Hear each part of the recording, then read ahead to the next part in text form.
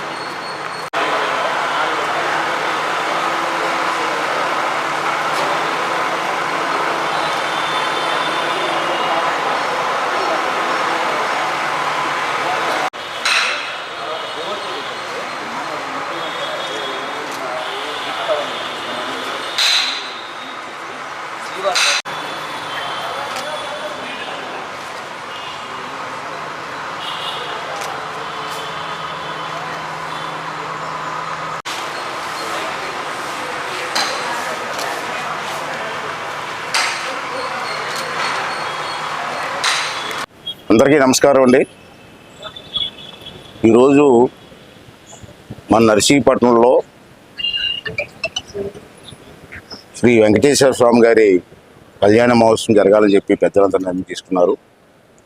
ఆ నిర్ణయం ప్రకారంగా తిరుపతి దేవస్థానం పెద్దలు కూడా మన అభ్యర్థన మేరకు వారు కూడా అంగీకరించారు.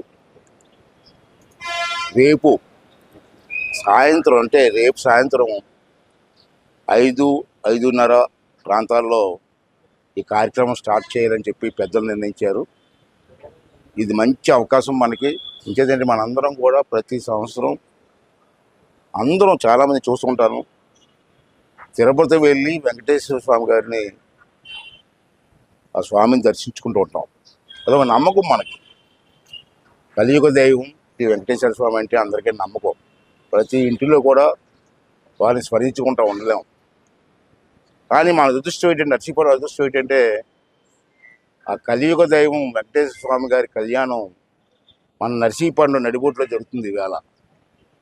అంచేత అందరూ కూడా రేపు సాయంత్రం 5 గంటలకల్లా వచ్చి స్వామివారి కళ్యాణాన్ని దర్శించి అందరూ కూడా పునీతులు కావాలని చెప్పి ఈ సందర్భంలో మీ అందరిని కోరుకుంటున్నాను. ఆల్రెడీ వెంకటేశ్వర స్వామి టెంపుల్ నుంచి, తిరుపతి నుంచి అధికారులు అందరూ వచ్చారు, పెద్దలందరూ వచ్చారు. అలాగే స్వామి గారు, పూజారి గారు కూడా వచ్చారు. వాళ్ళందరూ కూడా ఈ కార్యక్రమాల్లో ఆరితేరిన వ్యక్తులు. ఇది కన్నుల పండుగగా జరుగుతుంది. ఎక్కడో తిరుపతి చూస్తున్నాం మనం ఆనందంగా. ఈవేళ ఆ స్వామి స్వయంగా మన దగ్గరికి వచ్చారు. ఆ స్వామి గారి కళ్యాణం మన ముందే జరుగుతుంది. అంచేత అందరూ కూడా వచ్చి ఆ కళ్యాణాన్ని తిలకించి పునీతులు కావాలని, ఆ కలియుగ దైవం వెంకటేశ్వర స్వామి ఆశీర్వాదం తీసుకోవాలని చెప్పి అందరినీ కోరుకుంటూ, అందరూ కూడా ఈ కార్యక్రమం అయ్యే వరకు ఉండి క్రమశిక్షణతో ఉండి, ఎవరికి ఇబ్బంది లేకుండా క్రమశిక్షణతో ఉండి ఈ కార్యక్రమాన్ని విజయవంతం చేయవలసిందిగా ప్రతి ఒక్కరిని కూడా పేరు పేరు కోరుకుంటున్నానండి. అలాగే ఈ కార్యక్రమానికి కొంతమంది వాలంటీర్లు కూడా నియమించాం. వాలంటీర్లు కూడా అదొక పుణ్యం అండి. తిరుపతి వెళ్ళి చాలామంది సేవ చేసుకుంటున్నారు. అలాంటిది మన నర్సీపట్నం స్వామి గారు వస్తున్నారు కాబట్టి ఇక్కడ సేవ చేసుకోవడం మన అదృష్టం. సేవ చేయడం కూడా అదృష్టమే. మీకు తెలియదు కొన్ని విషయాలు, మాకు తెలుసు.